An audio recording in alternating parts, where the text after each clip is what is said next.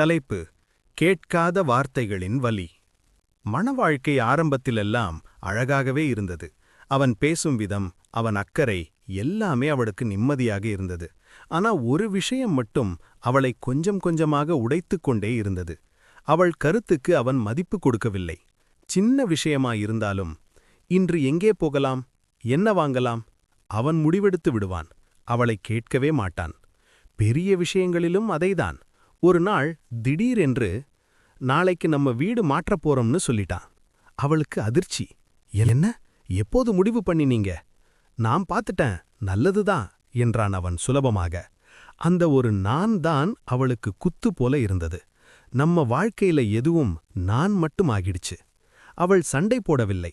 ஆனா அந்த நாள் முதல் அவள் மனசு மெல்ல மெல்ல அமைதியாகிவிட்டது. அவன் பேசினான். அவள் சிரிச்சா. ஆனா உள்ளுக்குள் உடைந்து கொண்டே இருந்தாள். ஒரு நாள் அவன் கேட்டான், நீ இப்படி மாறிட்டேன், என்னாச்சு?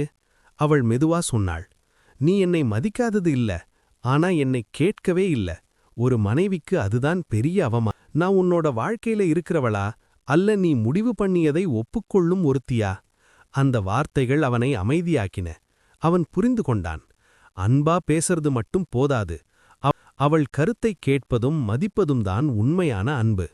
அந்த நாளிலிருந்து அவன் ஒவ்வொரு முடிவுக்கும் முன் கேட்க ஆரம்பித்தான்.